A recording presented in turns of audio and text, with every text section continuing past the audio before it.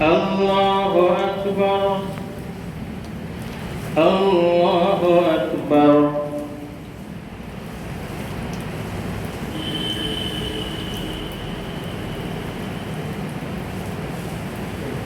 الله أكبر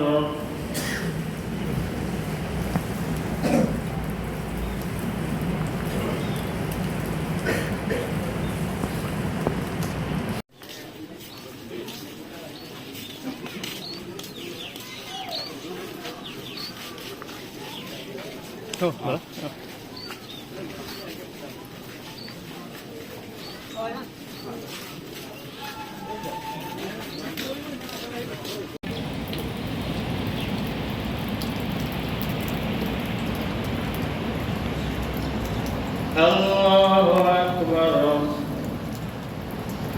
الله أكبر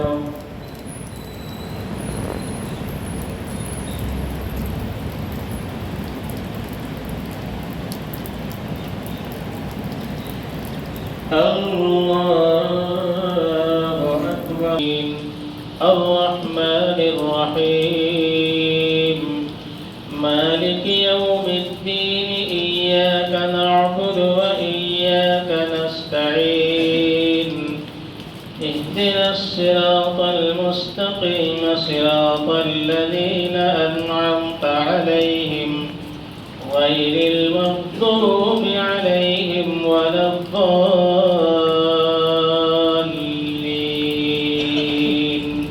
آنية ليس لهم طعام إلا من ضريع لا يسمن ولا يغني من جوع زرابي مبثوثة أفلا ينظرون إلى الإبل كيف خلقت وإلى السماء كيف رفعت وإلى الجبال كيف نصبت وإلى وكفر فيعذبه الله العذاب الأكبر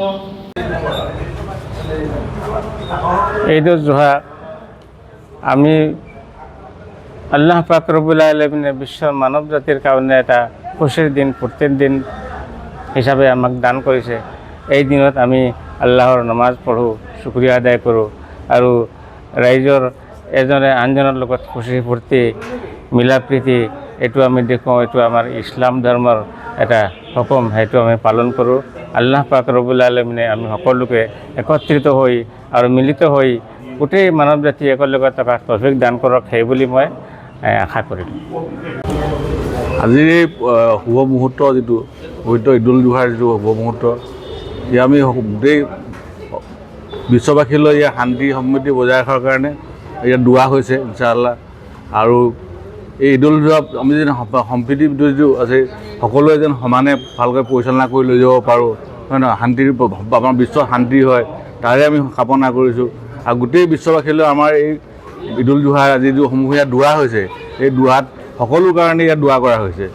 মানে ইয়াত কোনো ধৰ্মীয় কোনো হেৰি নহয়, হিন্দু মুছলিম সকলো ভাৰতৰ সকলো কাৰণেই দোৱা কৰা হৈছে। গতিকে এইটোৱে আমি আমাৰ আগলৈ হেৰি থাকিল যে আগৰ হেৰিটো আমি কেনেকৈ আগলৈ হেৰি কৰি লৈ যাব পাৰোঁ, আমাৰ সম্প্ৰীতিটো কেনেকৈ জীয়াই ৰাখে তাৰে আমাৰ সকলোলৈ কামনা কৰিলোঁ। আৰু শেষত সকলোলৈ আমাৰ তৰফৰ আপোনাৰ সতেন নাজিৰা সদৰমজিৰ তৰফৰ জামাতৰ তৰফৰ পৰা সকলোলৈ ঈদ উল জুহাৰ শুভেচ্ছা জ্ঞাপন কৰিলোঁ। আমাৰ কি হয়, আমি বতৰৰ ওপৰত প্ৰতিকূল বতৰৰ ওপৰত কিছুমান কথা নিৰ্ভৰ কৰিবলগীয়া, কিছুমান বস্তু আমাৰ হাতত নাথাকে, যিটো নেকি যিজন আমাৰ বিশ্বৰ যিজন মালিক কৈছে আল্লাহৰ ওপৰত নিৰ্ভৰ কৰোঁ আমি। আমাৰ সকলো কাম আল্লাহৰ ওপৰতে নিৰ্ভৰ কৰে। আমাৰ কি হয়, সাধাৰণতে ঈদৰ নামাজ যিটো ঈদগাহত পঢ়া হয়, কিন্তু প্ৰতিকূল বতৰৰ কাৰণে এতিয়া বতৰৰ ওপৰত নিৰ্ভৰ কৰে। গতিকে বৰষুণ হোৱাৰ কাৰণে আমি মানে কি আছিলে, ঈদগাহত পঢ়াৰ উদ্দেশ্য আছিলে, আমাৰ পঢ়াৰ ঈদগাহতে আছিলে, কিন্তু ঈদগাহত পঢ়া নহ'ল কিহৰ কাৰণে, বতৰৰ কাৰণে। কাৰণে আমি তিনিটা জামাত যিটো পঢ়িলোঁ আমি একেলগে পঢ়োঁ, এতিয়া ভাগ ভাগকৈ পঢ়া হ'ল। এতিয়া সদৰ মছজিদত পঢ়িলে বা আমাৰ পুৰণা মছজিদত পঢ়িলে বা আমাৰ উপনাজিৰাত পঢ়িলে। গতিকে তেনেকৈ আমি নিজৰ নিজৰ জামাততে প্ৰত্যেকে নামাজ আদায় কৰিলোঁ ইনশাআল্লাহ।